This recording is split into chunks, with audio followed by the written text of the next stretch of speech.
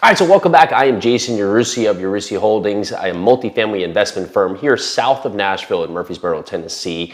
Since 2016, we have acquired 18 multifamily assets valued a little bit over 180 million, totaling about 1,600 plus units. And today we're going to talk about location.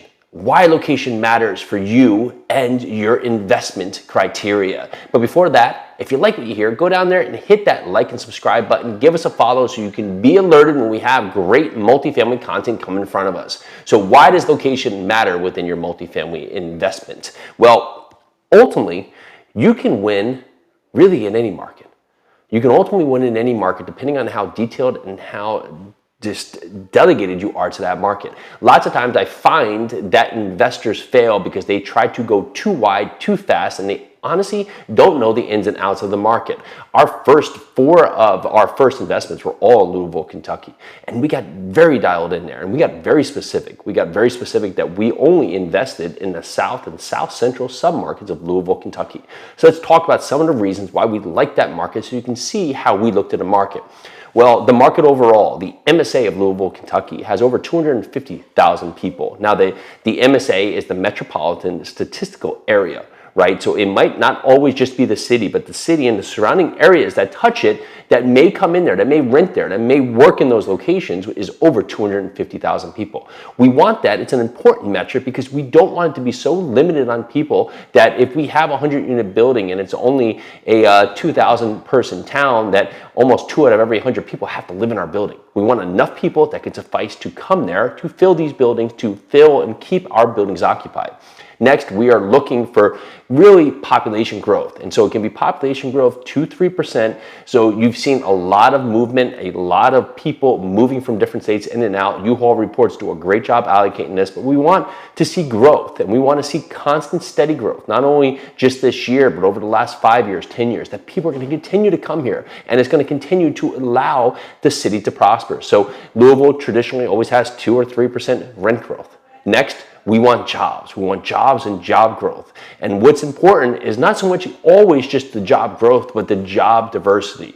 We want to have ample employers. So there's not one employment sector that is going to bring down the entire market, that it could be a steel town like we've heard, or an oil town that goes bust and really takes down the town. So for instance, Louisville, Kentucky, it has just a vast amount of companies. It has GE, it has FedEx, it has UPS, it has Amazon facility stores, it has Churchill Downs, it has Humana, it has Aetna, it has other access to the University of Louisville, the Yum brands. It has a number of different resources that come to that market. And little known fact is that Louisville stands as really the center point for the country, that you can get from New York City to Louisville and Louisville to Seattle. It's basically the same time frame. So it's a great shipping point. That's why you see a lot of shipping carriers really book out of there because of the access to the rest of the country.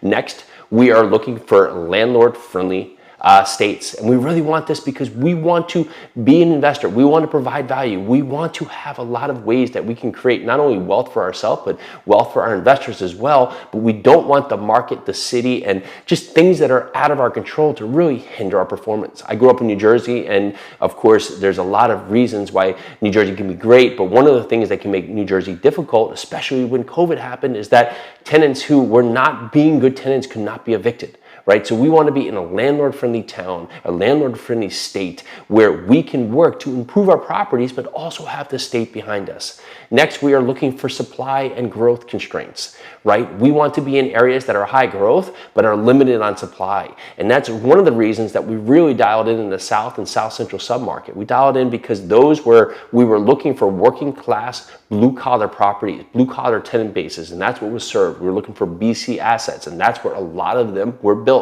But we were also looking for where there was limited supply. The current vacancy was about 3%, and there was also no new construction coming online. So it was going to hinder really the ability to keep up with the demand for units there, but it would also continue to drive forward on our properties to really bring up the value of our properties. So it made it a great place to invest. Now, I can go into a lot of different things that can really talk about other markets, but if we really focus on those top criteria, it can give us a great step out of the gate to take action, not only today, but for the future, to get really dialed into where to invest, why to invest, and how to succeed in multifamily investing.